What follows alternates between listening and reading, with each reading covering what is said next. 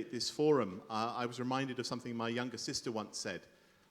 She'd taken part in an event at school and had come home and was very excitedly telling us about everything that had happened. And after she'd finished, my mother said, "So it was kind of a forum then?" And my sister thought about it and said, No, there were at least 8 of us. I'm delighted to say that today's forum would meet my sister's definition because there are, in fact, 4 of us. So that works quite nicely. We'll start off with Dave and Jake giving us an interesting framework for helping students to develop their critical thinking skills. Then myself, Christian, will go second, and I'll be giving you some practical approaches based on 20-something years of classroom experience, teacher training, and so on. And then Ruby will give us a very interesting talk about research studies that focus on critical thinking and intercultural awareness. A little bit of housekeeping. We'll do 20 minutes each, and then we'll leave time at the end for questions. So if you do have questions, please save them until the end. And I think the participants today in this forum are a really good illustration of why IATEFL is such an amazing event. Because we've got Dave and Jake, who came all the way from the wilds of Birmingham. Myself, who, despite the accent, live in Canada thanks to a Canadian father, so I'm half Canadian, obviously top half British, bottom half Canadian. It's a medical miracle, the doctors don't know how it happened.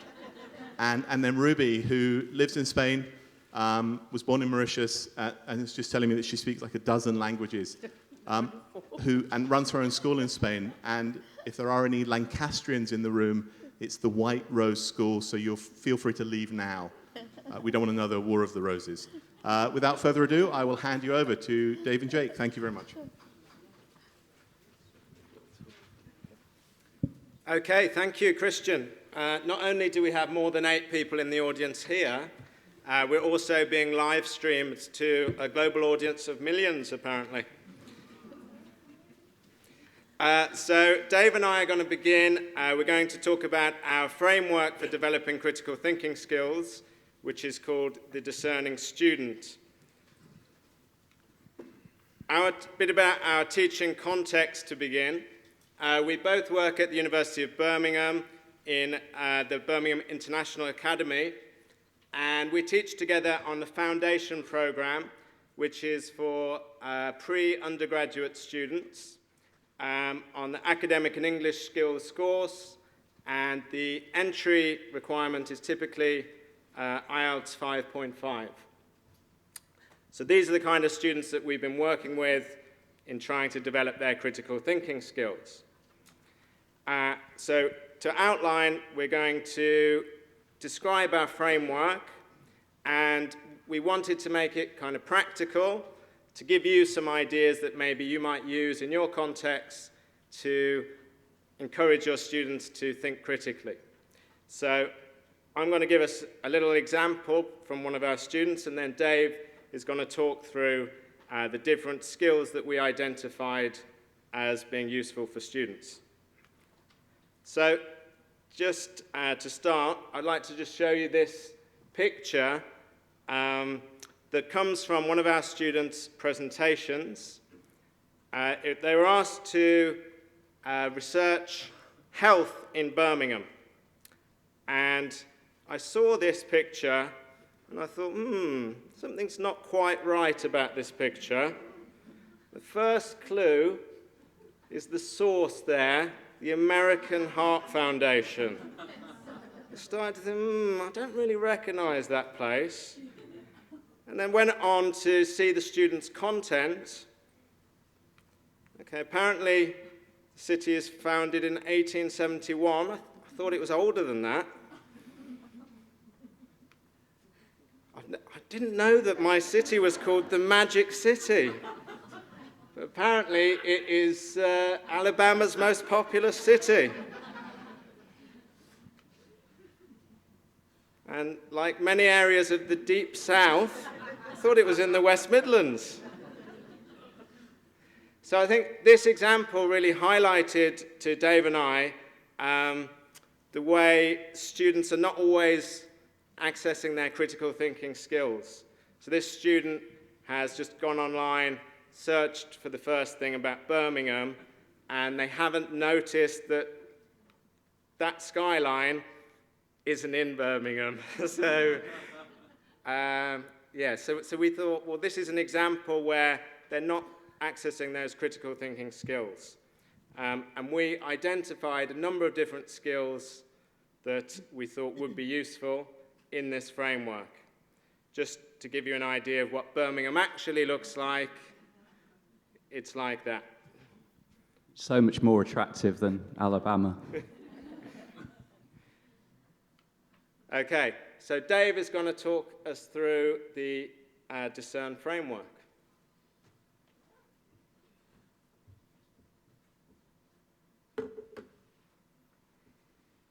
Thank you, Jake. I have to apologise, I'm presenting my socks because my boots are very painful on my feet.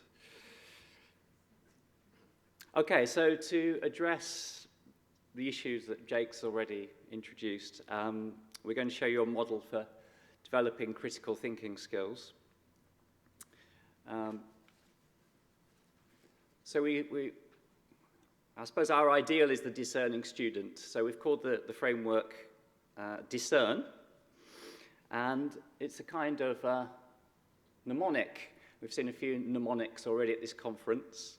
Hopefully this mnemonic will be meaningful to you. With the person next to you, a minute to guess what the 7 verbs are. Just to get you started, I'll give you a starter for 10. First one is the ability to differentiate. Okay, what are the other 6 in your... Can you guess what they are?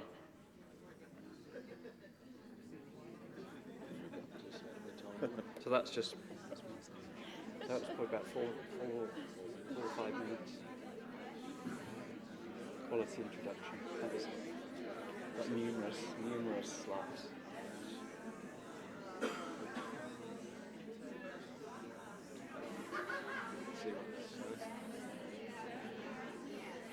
Christian's introduction is quite humorous as well.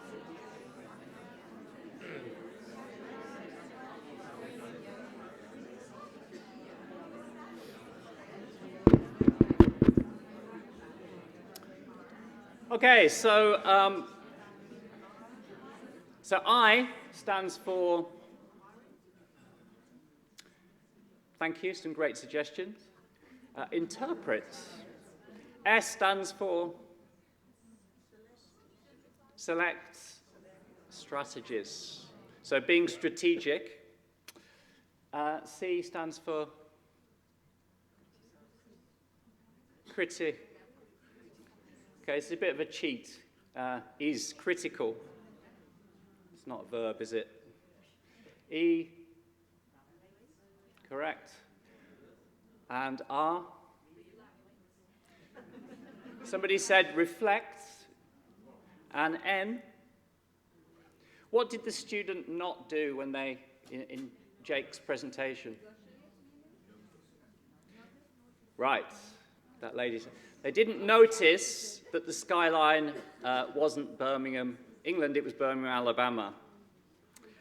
Okay, now, if you were at the session on, seems like a lifetime ago, on Tuesday, reimagining Bloom's taxonomy, this interesting session, presenter was saying there's a lot of overlap between the sort of critical thinking skills there, and I think this is very much true here, so that's a bit of a proviso. But we think these are useful skills, and it's memorable to use this mnemonic with our students. So how did we actually go about doing this? So the first step on the left was just to teach the terms, to define them, to familiarize students with the basic meaning of them. We then integrated these terms into learning outcomes. So at the beginning of a lesson, there'd be a PowerPoint slide with things like, sort of lesson target, to differentiate, blah, blah, blah. And we used these in our classroom discourse. So we constantly, recycled the terms with students. We encouraged students to use them. We had them in our materials. And at the end of critical thinking related activities, we would try to elicit back, okay, so what discern skills did you practice there? So there's a lot of sort of cycling and recycling. So we wanted to show you really, the main focus of our talk is to show you some practical activities which illustrate the framework and how it might be useful to you. So going back to the start with D for differentiates. Here we have a very simple activity. This could be a spontaneous activity or a prepared activity. Focusing on citation verbs. So in our university context, students need to be able to differentiate when they read between different verbs in order to interpret an author's meaning, but they also need to use them in their writing to show a critical approach to writing. So again, quickly with your neighbour, can you answer that question? What are the differences in the meaning of the words in blue between A, B, and C? 30 seconds.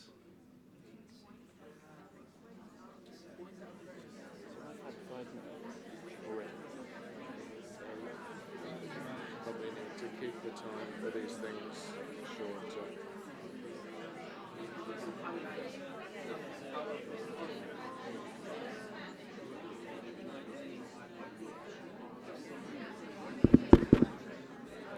Okay. So for me, points out shows that the author or the writer endorses the idea. Argues is perhaps a bit more neutral. It kind of depends what comes next. So it's more discoursal. And that's something we can train our students to sort of, if you see argue, okay, what's the next sentence? You know, which way does it go, positive or negative? Claim suggests a doubt, doesn't it? So it suggests that perhaps, you know, the writer doesn't actually subscribe or believe in this idea. So students need to be able to differentiate and know that these verbs are not interchangeable. I think sometimes they're presented in lists as being almost interchangeable. Let's move on to the next thing that we think our students certainly need to be able to do, which is to interpret, for example, they need to interpret lots of things. So, for example, an author's stance on the topic, but in a simple way, just things like interpreting instructions. So in an assignment or an essay or a task, often perhaps assume that students understand what's required of them. Often we find they don't, so they almost fall at the first hurdle. So here's a simple matching activity. With your partner, 20 seconds, match the verbs to the meanings. Looked up the buttons then.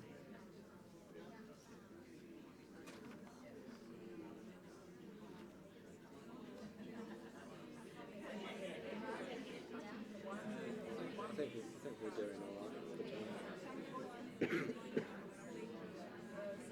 So much better than any other practices, which is what you want as a buffer. You don't want to come together on the Okay. Do you want to see the answers? Few people said yes, most people don't seem to care, but I'll show you anyway. Okay? Right. So I think, you know, the curse of knowledge, for us, these things seem fairly obvious, you know, if you've written a master's type sort of dissertation. But for a 17-year-old foundation student that we teach, it's far from. And I think they often think these things are basically all interchangeable in some way. So this is really about getting inside the tutor's head. So it's in a very simple way, interpreting, you know, what the tutor wants from the students before they start actually planning and writing and even thinking any further. Okay, so I'll just talk about one more strategy before I pass back to Jake, and that, what was the S again? You've forgotten already, haven't you? Selecting strategies. So we think our students need to be strategic in a very general sense at university, but perhaps in terms of language and skills, reading purposefully, listening purposefully. So I'm going to show you an example, a very sort of discrete sentence level example of reading for a purpose. So one of the pieces of feedback I often get from students is they say, oh, you know, we're reading a journal article, maybe a sentence of about 60, even 70 words, and the students say, you've probably heard this before, by the time I get to the end of the sentence, I've forgotten what the start was. I mean, I have this problem myself, to be honest. So the idea here, this is a long sentence from a journal article, and it's by somebody called Jameson. It's about strategies, basically how teachers can help their students to read sources more effectively. And this is from the conclusion. The idea is to get students to really work at focusing on trying to break down this sentence into shorter sentences so they can really get to grips with, at the level of the sentence, what the writer is trying to say, and ultimately, what is the purpose of this sentence. So again, I'll give you just a minute with a neighbour. Can you rewrite this? So for example, the first sentence could be,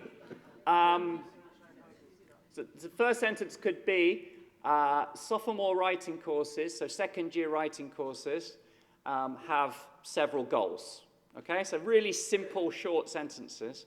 What would be the next couple of sentences? Don't have to do all of them. With a neighbour.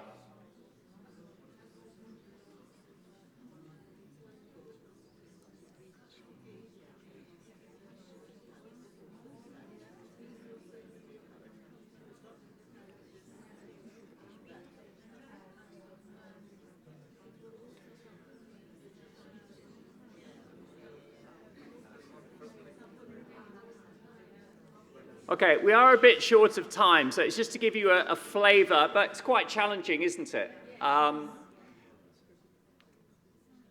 So this is a possible sort of start.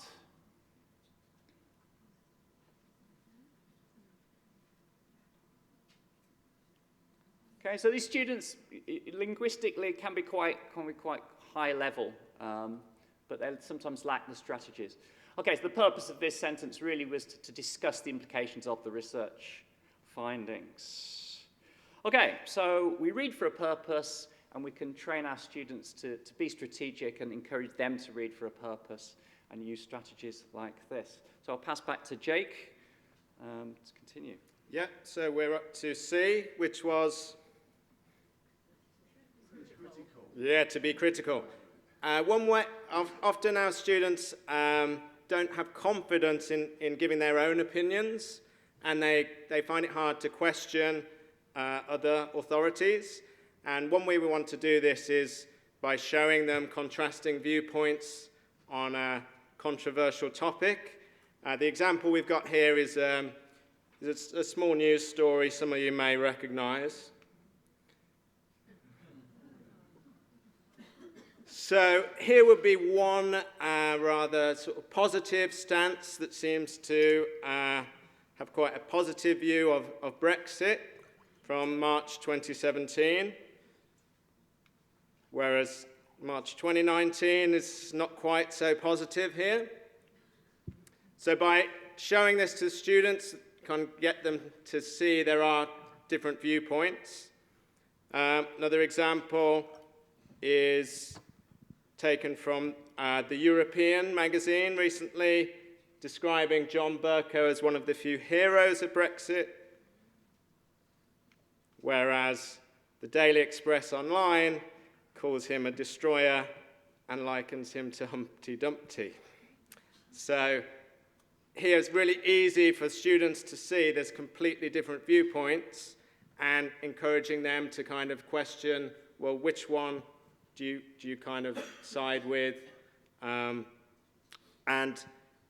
we probably wouldn't encourage them to use these sources, but as an introductory kind of, way to kind of bridge that gap between getting them to form their own opinions and then start looking at more academic sources. Using news can be a good way of doing that. Okay, so the next skill is to evaluate.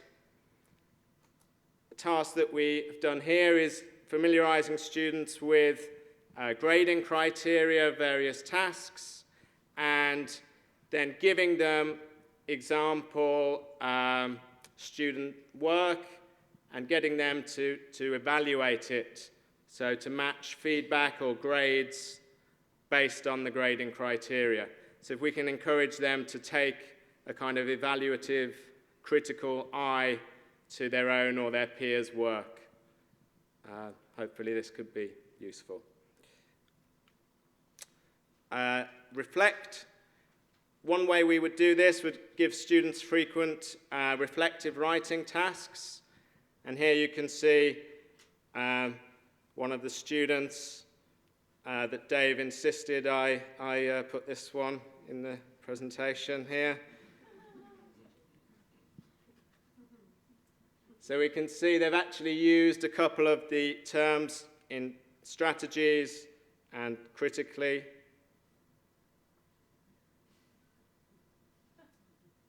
And they find Dave very entertaining, apparently. Can't think why. Okay, the final strategy is to notice. One example class we had was looking at different rhetorical appeals. So ethos would be what type of appeal?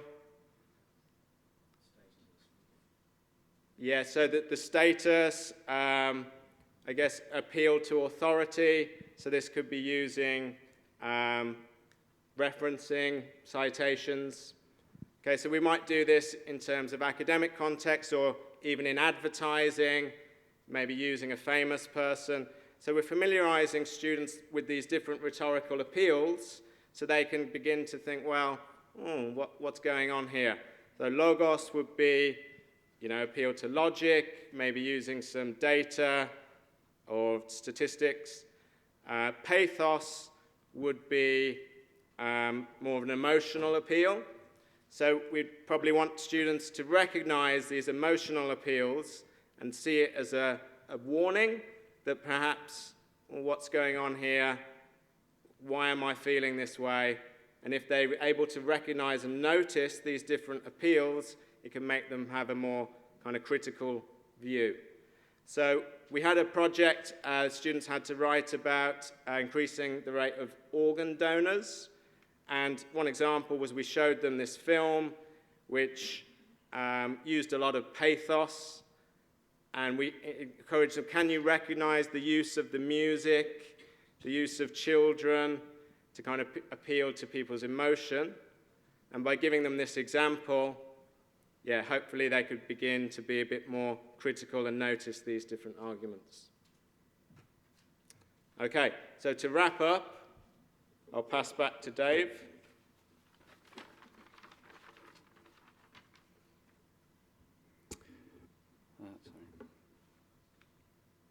Okay, so in conclusion,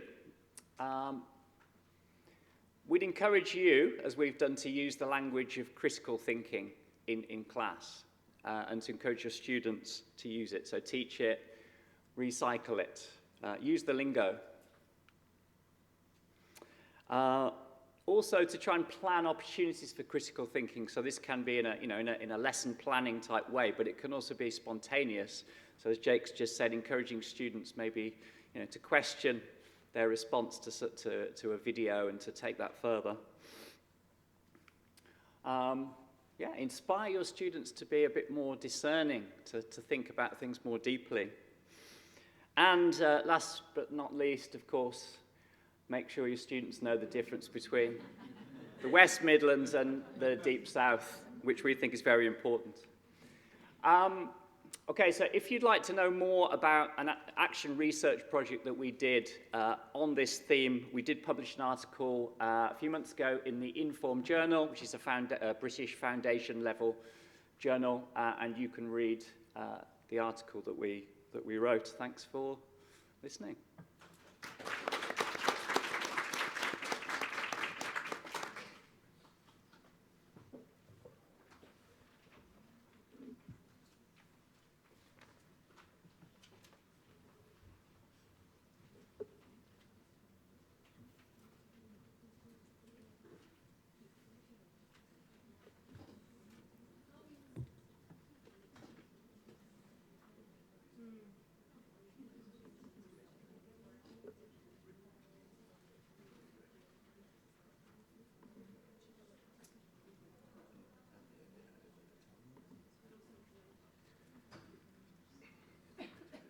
So thank you to Dave and Jake for a very interesting session on being discerning. I'm going to be presenting some practical approaches to critical thinking. I'll start, as is de rigueur in this kind of situation, with a quick definition of critical thinking. But I'm going to ask you to use some critical thinking, please, to evaluate these three definitions and to decide which one is the most useful. I should say that these are my own definitions, so any mistakes are down to me. I'll give you a little bit of time just to read through them, and then I'll ask for a quick show of hands.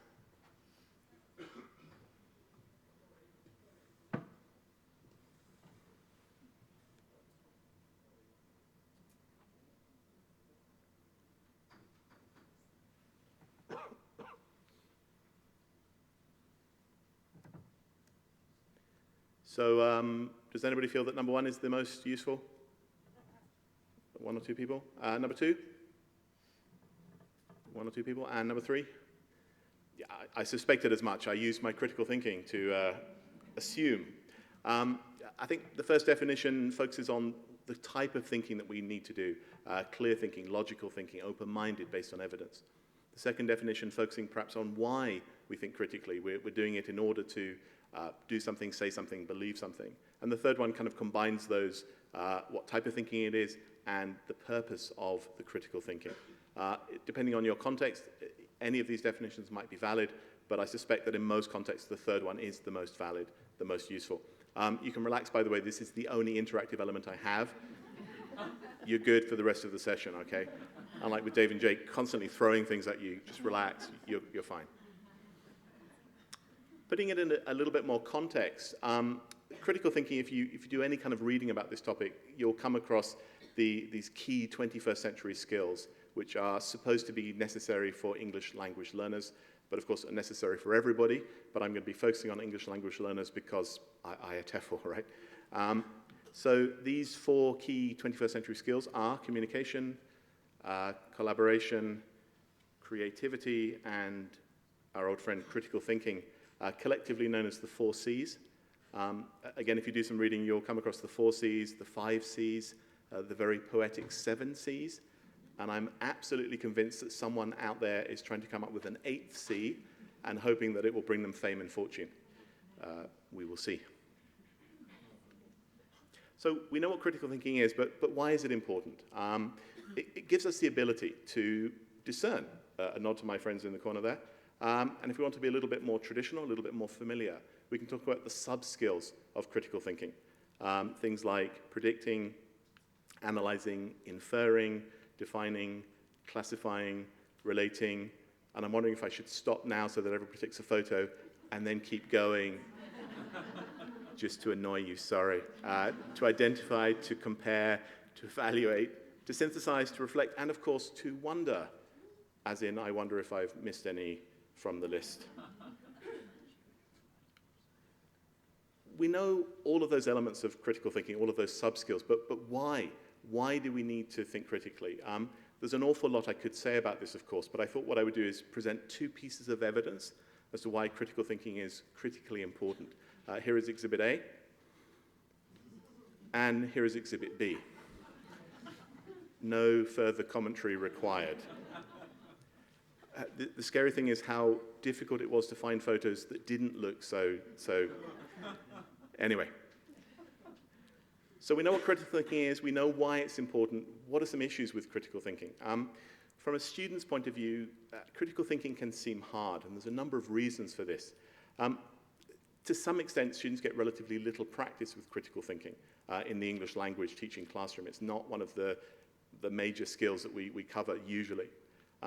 And they lack training, explicit training in thinking critically. Depending on which country a student is from, I don't want to say critical thinking is actively discouraged in their education system, but it's fair to say that it's not actively encouraged. And then these things kind of work together to create this vicious cycle of there's a lack of confidence, and because there's a lack of practice, and because there's a lack of training, these things kind of keep working together. And compounded by the fact that often there's not enough time to get students to think critically.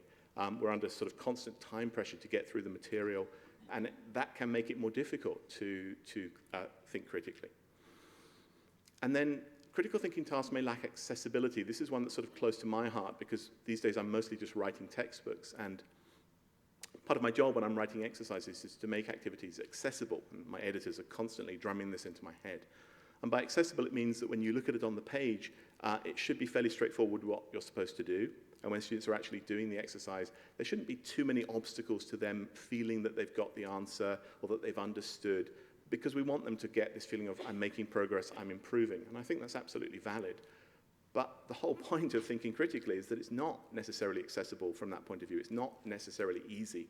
If it were, Exhibit A and Exhibit B may not be on my slides. So I think sometimes critical thinking is quite challenging in and of itself. And I've talked about the issues for students, but I think some of these things apply to instructors as well.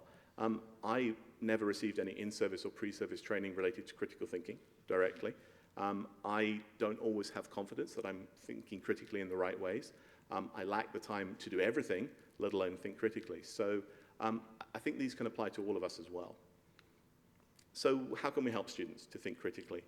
I'm going to give you 3 practical approaches today. To use a process approach to critical thinking, to teach strategies for critical thinking, and to use micro-challenges to practice critical thinking. Before I go on and talk about these in more detail, I'd like to just say a couple of quick words about a couple of words. The first word is practical.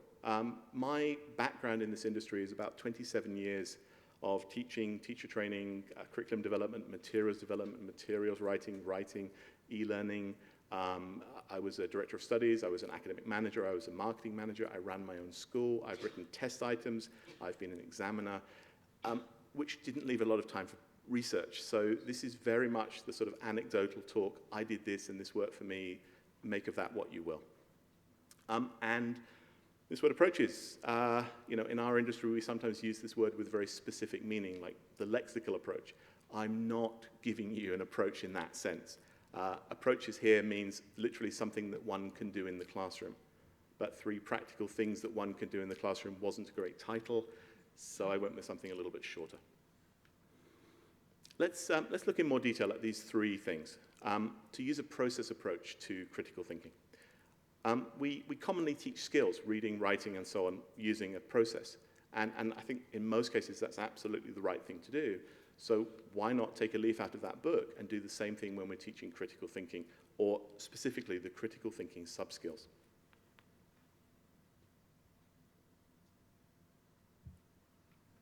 So how would this work if we're going to teach a critical thinking sub-skill as a process? Let's talk about predicting, jumping ahead. Imagine you've got a group of students and you want them to predict how driverless cars will change society.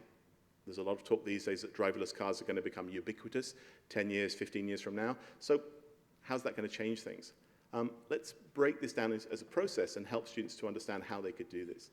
The first step might be to get students to list things that are currently true about drivers, about traffic, about cars, about roads, and so on. And then to ask our students to list possible changes in the future, changes related to driverless cars. From that, ask students to rank those changes from the most likely to happen to the least likely to happen, and then using those ideas of which changes are likely to happen to imagine how those changes are going to affect things. Now, that word things is quite a general word, so which things in particular? Well, these things, the things that they've listed earlier which are currently true. And then once the students have gone through those 4 stages in the process, they can then hopefully make more informed predictions as to what might happen as a result of driverless cars becoming more common.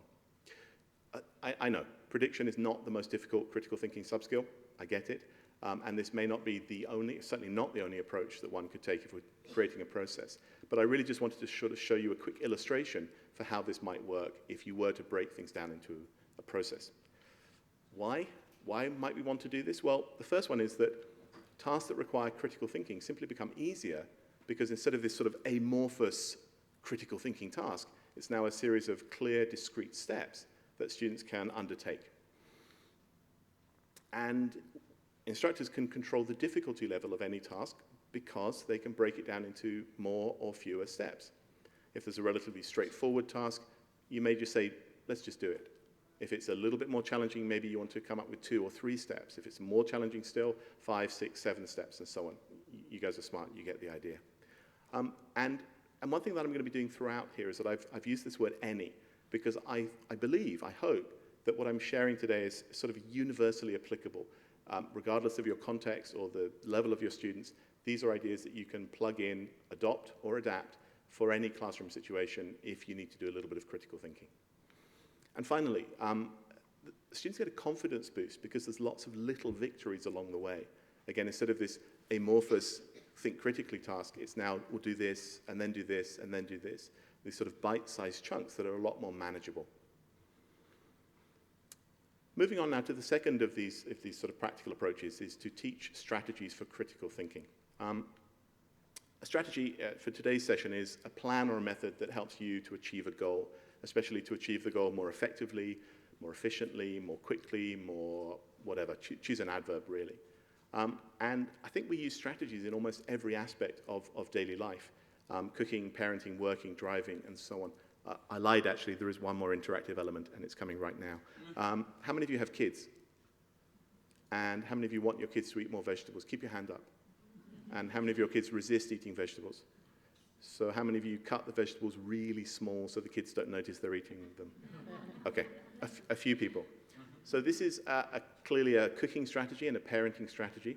And if your kids are like mine, they're a lot of work, and they drive you to distraction. So it's cooking, parenting, working, and driving. Bit of a stretch, I know.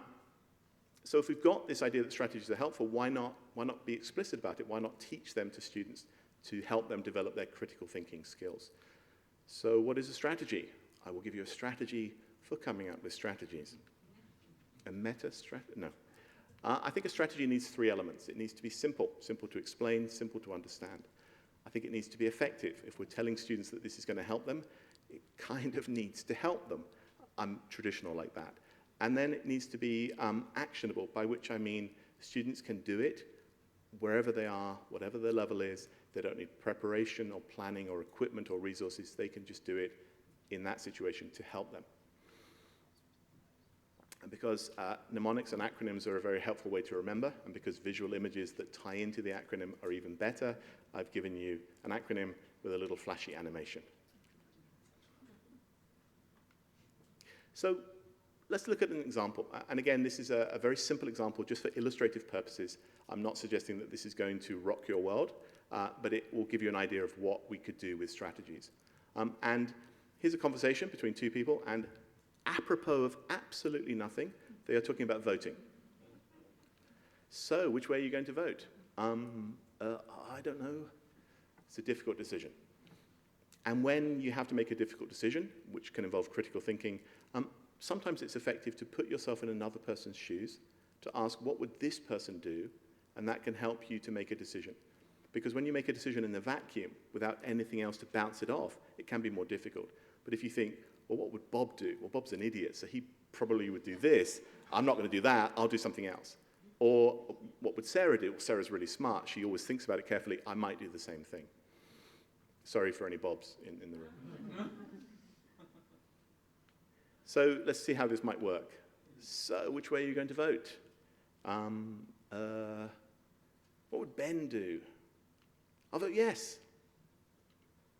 How bad could it get? Again, no commentary required. So is this strategy simple? Yeah, I think so. I mean, almost perhaps too simple. Again, just for illustrative purposes. Is it effective? Depends if you choose Bob or Sarah, but yes.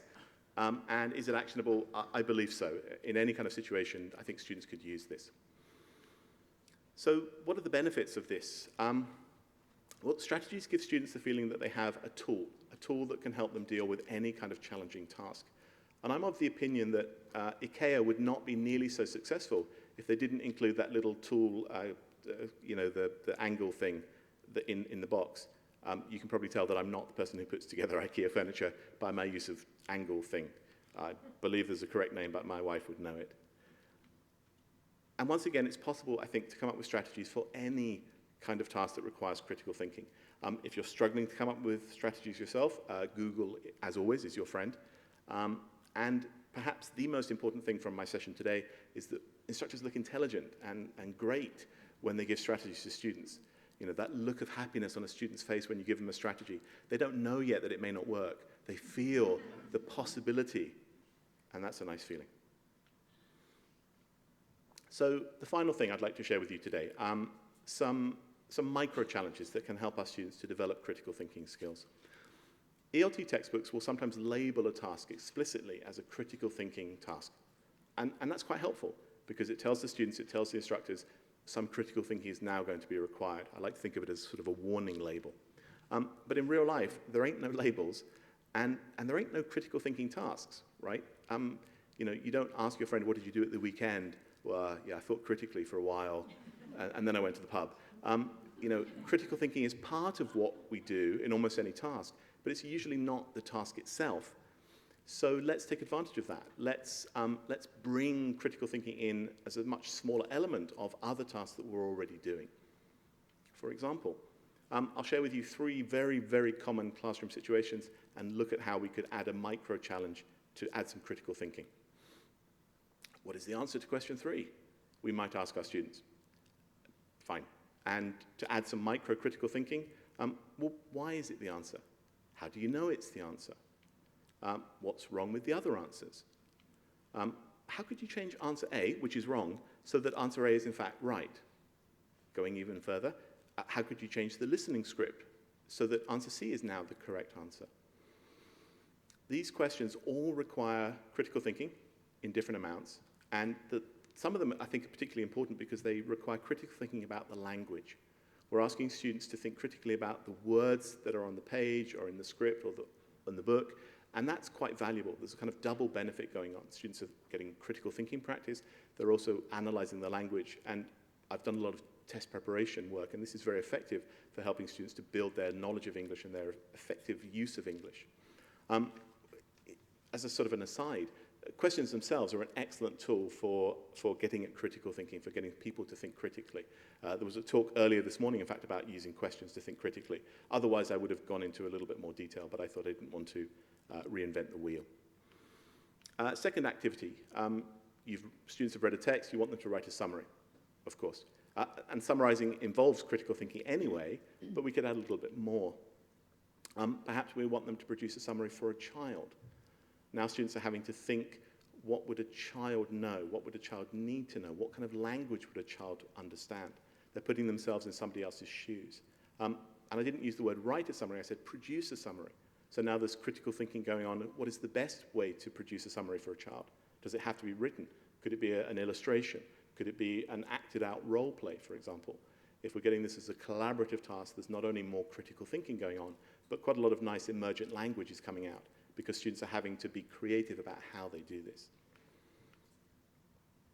And then a question you might have asked once or twice, discuss your opinions about the topic, fine, but now discuss your opinions as if you were 20 years older. Are you going to have the same opinions about this topic if you're 20 years older than you do right now? Why not? Critical thinking involved because students are having to imagine, predict how they're going to be, evaluate their life in the future, the life they want, and think how this might affect their views on this particular topic. And sometimes students are quite reluctant to express their own views, but if you ask them to think about their future self, they somehow become much better, much more willing to express views because it's not really them, but it still kind of is them. And this gets at the idea that you want to engage students' affect, and this is quite an effective way to do that, I've found. The benefits, students get more practice with critical thinking, and therefore they become better at it. Students are constantly being challenged at a good level. A quick hat tip to demand high teaching here. And because of that, the class hopefully feels interesting and fresh. And then, once again, instructors can add micro challenges to any task. Thank you very much.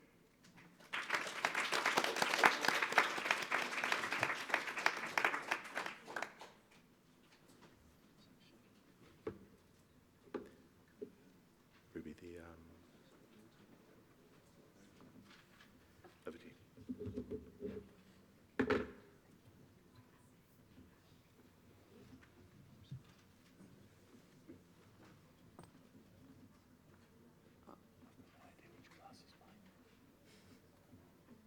Technical problem. It doesn't open? Okay. Yeah, that's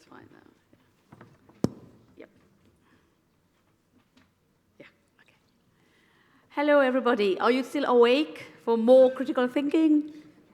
Yeah. Anyway, I've combined it with intercultural awareness so that you have a little bit of, different ways of thinking. Now, thanks, Christian, right? And also Jake and Dave for your very interesting talks. So mine is a bit different from what they presented because mine is based on a study which is focused on the development of critical thinking and intercultural awareness. Now, my main focus of research is intercultural learning. And I've been doing projects with a colleague at a university in Finland, and we've done so far 4 different projects. We've got our students, my students in Spain. I work in Spain, and he teaches at a university in Finland, and we've got them to interact online. And after doing 4 projects, then we started thinking about perhaps, we could combine critical thinking with the intercultural awareness because there is a link. Because in intercultural awareness, to develop intercultural awareness, our students need to be critical. They need to reflect, on each other's views prior to reflecting on the views of their peers, and therefore that's why I decided to combine these 2, intercultural awareness and critical thinking skills. So, now, as I said, this study is based on 2 telecollaborative projects involving 2 groups of students from Spain and Finland. They interacted together online via 2 different learning tools, Facebook and video conferencing. And then we analyzed the data to find out whether they actually developed critical thinking skills and intercultural awareness. Now, Christian mentioned the 4 C's. They are the 21st century skills, right, which students should, in fact, be developing today. And I've chosen this definition. It's Didi, Trilling, and Fadel, who say that critical thinking is one of the core 21st century skills, together with creativity, communication, and collaboration. Now, Kuhn says that developing critical thinking should be an objective at every level of the curriculum, which means that we should teach our students to develop critical thinking in all their learning context. Oh, sorry, I'm not too used to that. Okay. Now, there are several definitions of critical thinking skills, but I've chosen 3 of them because they are relevant to what the participants in the 2 different projects actually did when they were interacting online. And there are some sort of vocabulary which will be similar to what Jake and Dave mentioned. Now, Paul and Elder define critical thinking as a mode of thinking about any subject, content, or problem in which the thinker improves the quality of his or her thinking by skillful analyzing, assessing, and reconstructing it. Then we have Simpson and Courtney, who state that critical thinking processes require active argumentation, initiative, reasoning, envisioning, and analyzing complex alternatives. Paul, meanwhile, says that critical thinking is about questioning or challenging claims, support, using one's understanding and questions as a basis for formulating ideas of one's own and presenting orally and in writing ideas or a position of one's own. So in the 2 projects, the students presented their ideas, they expressed their views, both orally when they interacted on video conferencing and in writing when they posted their contributions on Facebook. Now, intercultural awareness. In foreign language learning, Byram's model of intercultural communication and competence on which the study is based has been extensively used. Byram defines intercultural competence as the ability to interact effectively with people with different cultures other than one's own. Fantini, on the other hand, says intercultural competence is a complex of abilities needed to perform effectively and appropriately when interacting with others who are linguistically and culturally different from oneself. Now, for students to become successful intercultural speakers, they should be equipped with the following 5 key components of intercultural communication. They are knowledge, intercultural attitudes, skills of interpreting and relating, skills of discovery and interaction, and critical cultural awareness, as well as linguistic competence. One of the objectives of the present study was to see whether students could, in fact, develop critical cultural awareness. As I said, this is based on 2 different projects. Therefore, the first one lasted for 6 weeks and comprised 36 university students, of whom 19 were Spaniards and 17 were Finns. Now, as Kristen said, I work in a language school. In fact, I run my own school, but I work with university students. And this colleague of mine, he works at a university in Finland, and we met, at a conference on call, computer-assisted language learning, and he was interested in my work. Therefore, we decided to start, collaborating with each other. Now, these participants, they were all language learners, right? My students, they were learning English, but at the same time, they were studying different degrees at the university.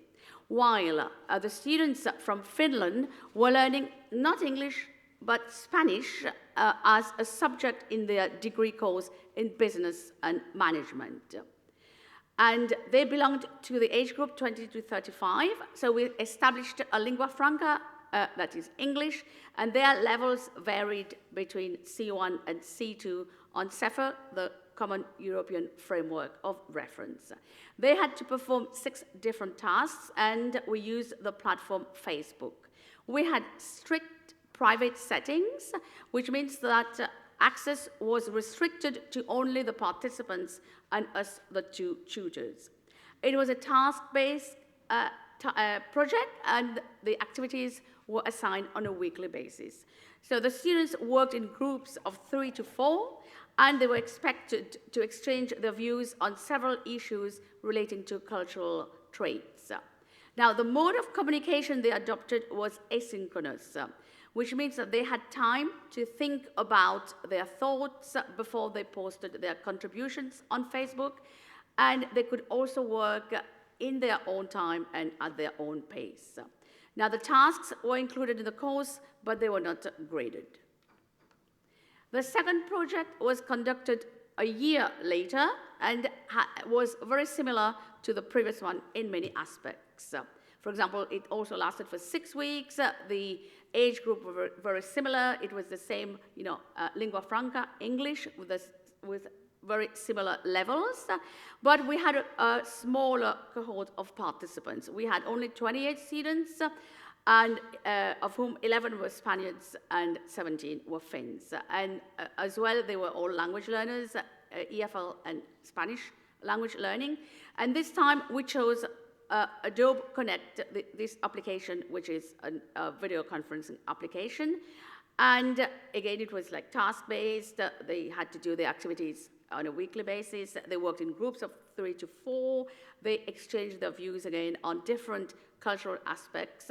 And this time, the mode of communication was synchronous, which means that they had to respond to each other spontaneously. Now, these participants mentioned one advantage of using this type of communication.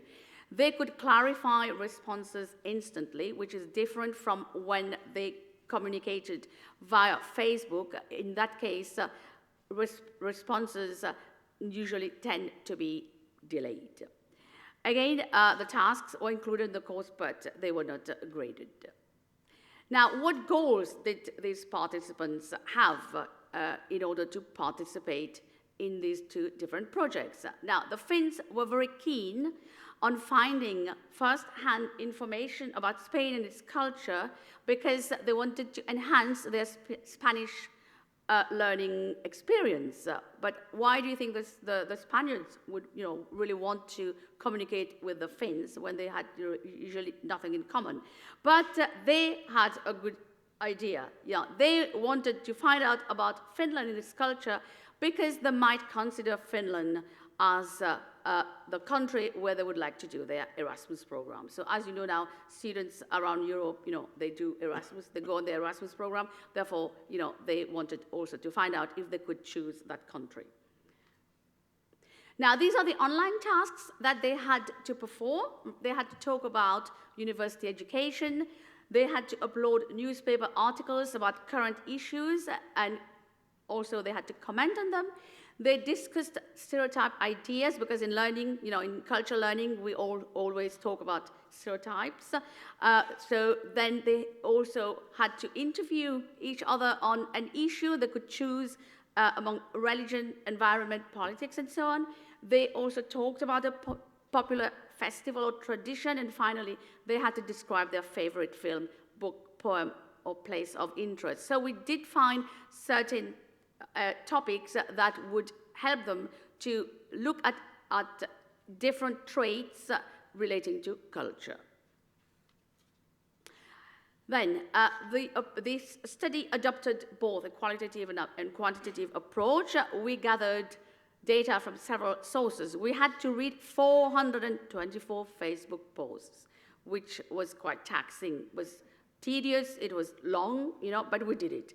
And we had to watch 42 videos in order to find out what kind of information was being exchanged and what was relevant and what was irrelevant. Not all the information was relevant.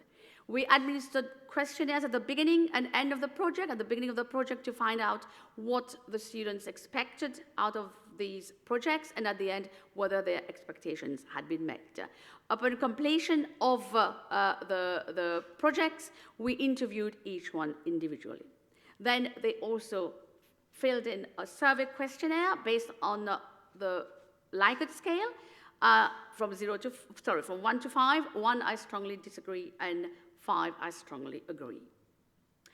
And the two questions that guided the study are as follows: how are students able to develop their skills for critical thinking and intercultural awareness in the telecollaborative projects? And secondly, how were they able to share their knowledge and views via social networking and video conferencing? Now, I'm going to show you an example of an extract of an exchange on Facebook. Now, I told you they had to search for an article, right, a newspaper article, right, in order to discuss, comment on the article online. And this also helped them to manage their own learning. And that gave them the chance to become, autonomous learners, to develop learner autonomy. Now, one group came up with this article: if in doubt, innovate. The Nordic region is becoming a hothouse of entrepreneurship, an issue that at that time affected the Finnish students. Now you can see this exchange, right? Okay, they were fully engaged, right? You can, if you have time, you can read it quickly. And you can see, how they expressed their views. They discussed each other's views. They formulated their opinions. They agreed with each other, right? And they added information, right? And which means that they were actually interested in finding out about what each other thought about the topic of that newspaper. So it was very beneficial for them, right? And this is a way of getting them to reflect on each other's views, to develop critical thinking. What did we find when we analyzed these exchanges? We found out that students interpreted information. This is what Jake and Dave mentioned, right? They interpreted information from their cultural stance, they negotiated meaning while discussing their views. They reflected, there was another word that you mentioned, yes, they reflected on their views prior to reflecting on those of their peers, thereby exploring the issues deeply. They analyzed and clarified responses during their exchange to reach an understanding of each other's culture. I move on to the video conferencing interaction. Now, unfortunately, I will not be able to play a video for you because it's too long and I haven't got enough time. But these sessions lasted between 10 and 30 minutes. Actually, they didn't really speak for 30 minutes, but you can imagine technology, we always have problems with technology, and very often, communication broke down because of technical problems, or sometimes pictures were blurred, therefore they had to be waiting, before they could, fix their problems in order to carry on with their conversation. And they discussed in groups of 3 to 4 students. Now, I'm going to show you an extract of a transcript of one of these exchanges. And that's the one, I've chosen this one because it's an interesting one. They discussed stereotype ideas, pertaining to both countries, Finland and Spain. Right, so you can see the exchange now, and you can see the Finns, right, thinking of the Spaniards as being late and very unpunctual. Now, this is, in fact, a kind of stereotype idea that, people in general have of Spain. I've been living in Spain for 30 years, and I can tell you that when I first went to Spain 30 years ago, I was shocked when people sometimes didn't even turn up, But now things have changed. They've changed, they've improved over the years, and as you can see, the Spanish students saying, okay, you have a different perception of time, compared to Finns.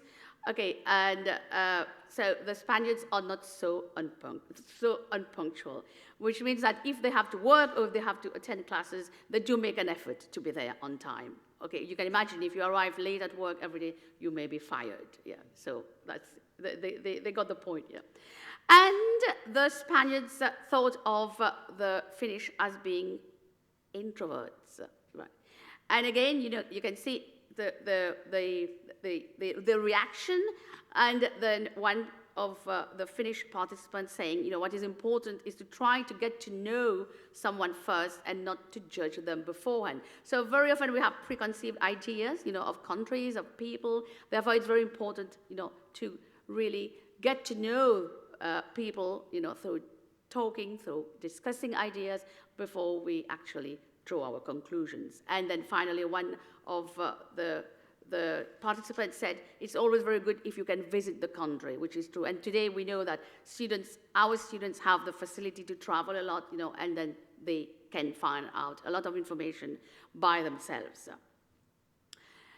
What did we find about this? So the students were afforded the opportunity to critically assess, critically assess each other's responses in order to better understand each other's cultural stance, and this helped them to develop both critical thinking and intercultural competence. So Dave and Jake, they mentioned to be critical, right? So they critically assessed, each other's views, and that helped them not only to develop critical thinking, but also to become interculturally competent. When they did this interaction on stereotypes, the Finns and the Spaniards agreed that by discussing this issue, they were encouraged to modify the image they had of each other's country and people, and this helped them to build on new knowledge, which means that it was beneficial for both of them. And therefore, we decided that this was a productive task. So it had a beneficial effect on the participants. To show you some of the results that we gathered from the survey questionnaire, so I've chosen only 4 statements, and you can see, the different statements they had to evaluate. And if you look at the mean, the median, and the standard deviation, you can see that the scores are favorable, and that was based on the Likert scale between 1 and 5, and which means that generally speaking, I would say the overview was positive, and generally speaking, the students did learn a few things. But I'm going to show you now some comments made by students in interviews. The first two, made by the Finns, they said, the tasks were interesting, especially the one about national celebrations. I was motivated to discuss my views. Tasks were fine. I liked especially the movie task. I could compare the Swedish film with the Spanish one because they had to watch 2 different films from 2 different countries. But one Finnish participant said, I didn't learn anything new, as I had already visited Spain and knew a lot about the country and its culture. As I said before, now today's students travel a lot, and therefore they discover information by themselves. So they know maybe more than us teachers know. So that student said that he didn't learn anything. And then a Spaniard said, although I enjoyed the experience, I don't think I learned a lot from my peers because we didn't exchange a lot of opinions. We were busy and didn't have enough time to complete the tasks. So they had other priorities, right? And also as these tasks were not graded, so they did it, just for the sake of doing it, they were like doing us a favor and they did it. So the person said that actually they, didn't find out a lot, which means that time also is an important factor.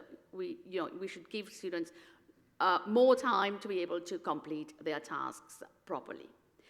In these 2 cases, I would say, learning didn't actually take place. So that's what I said. So there are cases, when you do things, some people will learn while others will not learn a lot. Now, I've also got some comments that we collected from questionnaires, right? And they said, that video conferencing enabled them to share considerable knowledge with each other through task performance. At least here, that was positive. Sharing information with someone from a different culture is very useful because you learn a lot about their country, habits, food, and so on. It helps you to be more open-minded. Interacting on video conferencing has provided me with more knowledge about Finland. I feel more courageous now to speak to people from other countries. So perhaps the person, was a bit shy, and that helped the person to really open up. The best way to learn is by sharing and exchanging ideas with your peers. This has been a very good experience. So at least here, it shows that positive learning did take place. At the end of the projects, we also got students to jot down their reflections of their learning experience. And the Finns, this is what I have summarized. The Finns said, short duration of projects meant there was not enough time to interact more frequently and explore views more deeply through task performance to gain a full understanding of cultural traits. And the Spaniards said, sharing knowledge and views via task performance led to enhancement of cultural traits to some extent. However, a lack of time did not permit deep reflection on certain cultural issues. Again, it's the time factor, right? So they only had 6 weeks to do 6 tasks, and very often they had to rush through that. Therefore, in future projects, it's much better to give them fewer tasks, but a longer period of time to carry out their tasks. In that way, they would explore issues more deeply. Now, to conclude, based on the data we collected and analyzed, we came up with the following points. The projects have afforded the students an opportunity to communicate, exchange, reflect on, and further discuss and analyze their ideas, thereby developing critical thinking skills in order to enhance their intercultural learning. Secondly, task performance is of utmost importance to motivate students to share knowledge and views to gain an understanding of cultural traits. It has to be task-based because otherwise students wouldn't know, how to structure, their activities, and they may even be at a loss. They wouldn't know really what to look at. Thirdly, both video conferencing and Facebook seem to be appropriate tools to assist students in sharing their thoughts as well as to construct knowledge together. I mean, we found out that they were good tools for people to interact on online, right? And then they could also work, at their own time and and they could do it, in their own time and at their own pace, and they could also, choose the appropriate time for them, and then this gives them the chance to explore issues more deeply. And finally, due to the small scale of the study, the data cannot be generalized, and hopefully further research in this area will benefit the learning process. Well, thank you for listening. Sorry. I don't know what I'm doing, the wrong thing. Yes, okay. Well, thank you for listening to me and to my colleagues as well. And now we have the question time. So all three of us are ready to answer your questions if you have any. These are the references that I use. So if you want to photograph or whatever, and then I'm going to show you our email addresses as well. Yes. Okay, right. Thank you, Ruby. And just a reminder that we are being videoed, so make sure your questions are smart, and above all, that we can answer them, so that we look smart. Does anybody have a question? I just have a question. Do you think that the students actually went beyond just sort of thinking of culture as a surface, like country and culture? The comments I saw, it didn't seem to be deeper, at a deeper level of cultural understanding. I mean, maybe you need longer for that. Yes. But it So- seems to be that they're talking about a culture and a country, which is an essentialist view of culture. So the question is, did the students in the final study go deeper and get at the real heart of the culture, or just a sort of surface level understanding? Because I think that's still quite essentialist in the view. Actually understand culture in a deeper way, that a culture is not a country. Yeah, I'm just trying to sort of summarize it for the folks back home. Ruby. Thank you for your question.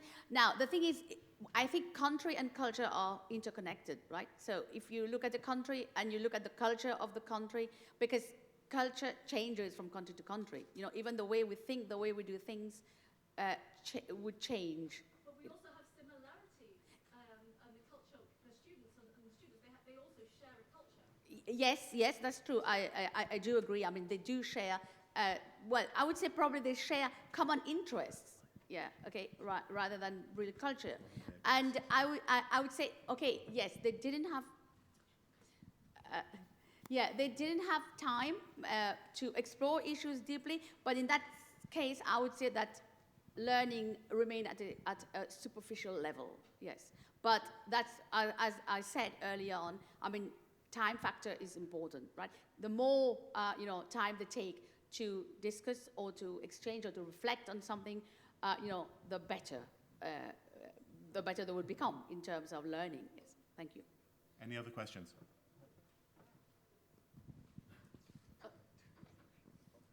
Thanks very much. I teach at the University of Liverpool, and I have a course on fake news and critical thinking, which I've been teaching for a while. And one of the things that I've sort of discovered is, I'm not expecting an answer really to this. It's just I'm just putting it out there. Is that students can be quite critical. They can go through various processes, and they can think in the kinds of process way that you usefully define. But they can arrive at some very, very strange kind of conclusions. And it's kind of, philosophically, it's called the enigma of reason. So like with the Trump supporters and the Brexit supporters, it'd be difficult to say that they weren't thinking critically. They probably did use a lot of critical thinking, but from my point of view, they obviously arrived at conclusions that were unfortunate. And that enigma of reason is a difficult one to think about, really. It's a comment. I don't know if you've got any comments on that or anything, really. I think the last presentation is sort of showing that time between sort of criticality and how it's very, the culture-bound nature. So, obviously sort of our students reach us, by the time they reach us, they're heavily inculcating their own sort of cultural ways of thinking that we can only guess at sometimes. So yeah, we have to be aware of the sort of perhaps the limitations of what we can do, but also aim high as well. But we never know what the output's going to be. That's the beauty of what we do, isn't it? It's unpredictable.